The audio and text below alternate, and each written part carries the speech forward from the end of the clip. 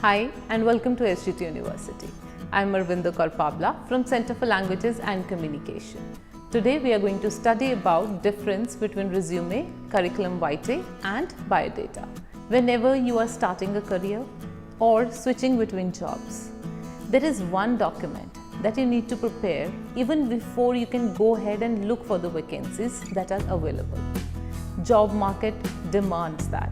Recruiters will call you for interviews basis that one document, and that document is interchangeably addressed by people as resume, biodata or curriculum vitae. But then there is a core difference between these three.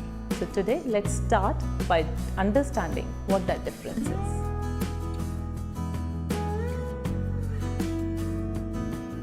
And if you go online to explore, you will notice that oftentimes someone may have asked for your curriculum vitae or CV when you were expecting them to ask for your resume or your biodata. You may have an idea of what a resume exactly is, but what is the curriculum vitae or biodata? Why are they being used instead of the word resume? And in what scenarios do we use these words? Sometimes resume, sometimes it's curriculum vitae or biodata. Let's find out. Let's start with resume. Resume is a French word which means summary. It's a document that summarizes the following details about you: objective statement, education, skills, work experience, achievements, relevant professional associations, or volunteer work. Some of these details may or may not be applicable to you depending upon whether you are an experienced professional or a fresher. You bundle these details in a 2-page document called a resume.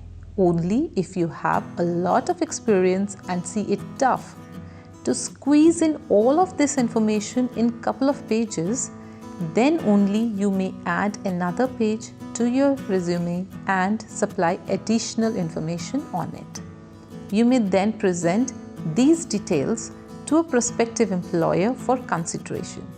The summary is then reviewed, and based on the information provided, a decision is made whether you qualify for the position and whether you are a good fit for the job role. If you are, then your summary is shortlisted and you may be invited for formal interview.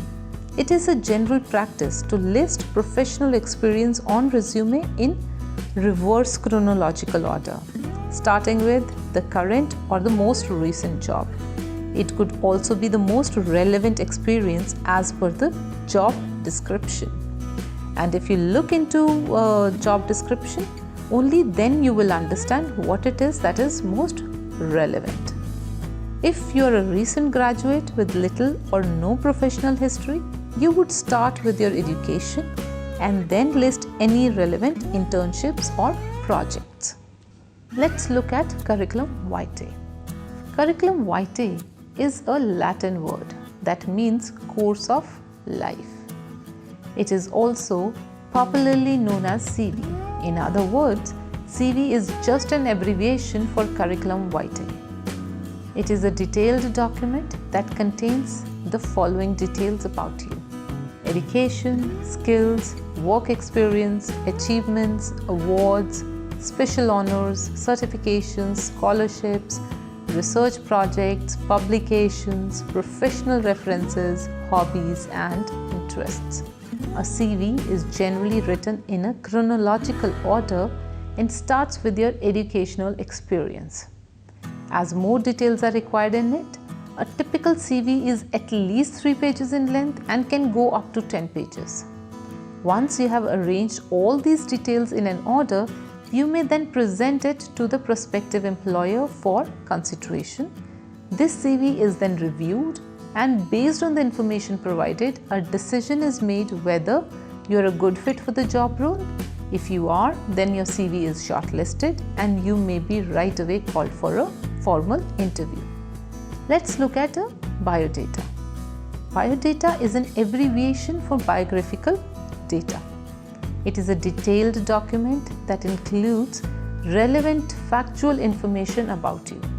This can include a lot of personal information along with professional information and will serve details such as date of birth, gender, race, religion, nationality, photograph, marital status, residence, height, complexion, father's name, family information, educational background, skills, hobbies, interests, and sometimes it might even highlight the salary that you have been earning so far. A biodata typically begins with personal information and is typically 1 or at the most 2 pages long. In some countries, it is used to apply for employment, and in some other countries such as India, it is used as a marriage biodata to present to a prospective marriage partner. As seen earlier, if your biodata matches the requirements of the prospective employer or the marriage partner, then you might get to meet them in person to take it forward and discuss it in detail. Now that we have an introduction to what is a summary or resume, a CV and a biodata, now we need to look into the differences between the three. The differences between the three are featured below. Let's look at them one by one. So when it comes to professional details, a resume needs to provide a concise summary. A CV needs a brief about details, but typically it is more than it is in resume. In a biodata, the professional skills are needed as a concise summary or as requested, otherwise there will be more of personal details. When the personal details are concerned, in a resume, you may need to include only very minimal personal details as a resume focuses very less on them. For example, along with your name, you will only share your contact number. A CV needs a minimal of your personal details again, and it also focuses very less on them. But a biodata needs a lot more of personal details and focuses heavily on them. In fact, a fresher will only have a resume and a CV will start getting developed only after you have gained some professional experience, say close to 5 years or so. If a budding research enthusiast has been involved in an exceptional number of research projects, then also developing a CV to outline your academic rigor will make a lot of sense. A biodata can be developed even within the first year of your birth. So that means it is strictly personal most of the time. When talking about how long the document should be, a resume is ideally 1 or 2 pages long. In contrast, CV will usually range from 3 to 10 pages and biodata, as shared earlier, 1 at the most 2 pages long. When we talk about customization, a resume can be customized so that you can highlight your skills that intersect with the job requirement. It is the most dynamic of the 3 documents that we are discussing today. When talking about a CV, it does not change with the job and only needs to be updated to improve the latest job information. For biodata, it remains the same for the most part and only needs to be updated to include the latest job information or maybe the salary change if it has happened recently. Let's understand these differences through a concrete example. Say you have been working for 10 years in a project management department. Then in resume, you will name the organization along with the tenure of your association. Along with it, if you have handled say 10 projects during your association, then you will simply mention successfully delivered 10 projects. But when it comes to making an entry in CV, you'll be outlining each project, along with it mention the highlights of the main actions involved and possibly also name the people that you were reporting to. And biodata will majorly remain quiet about this aspect. Next difference, a resume is suitable for applying for many jobs in different types of corporate roles and is used across countries across the globe. A CV is widely used in applying for majorly academic roles or for very senior positions in corporates. In some countries, it is specifically asked, sometimes interchangeably with resume. A biodata is suitable for applying for jobs in some cases and even for seeking matrimonial alliance in some countries like India. We have mentioned that earlier as well. Geographically speaking, resume is the most widely used document across countries such as USA, Canada, or India. When it is CV, it is used in some countries or depends upon the requirement as defined by the recruiter.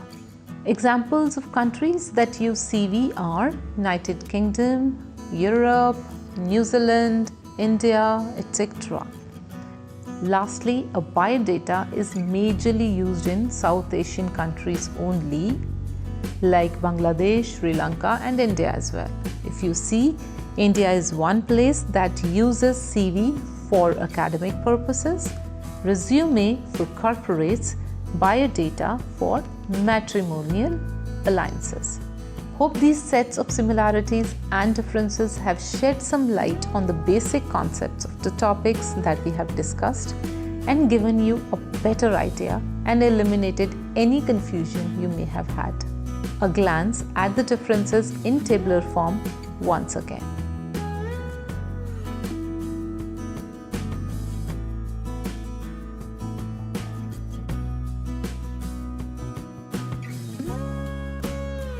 If a prospective employer at any point of time requests you to share your details professionally with them, if you are at any time confused about which document they are asking for, it is always a good idea to call them, ask them, or maybe write an email to understand what is it that they really require.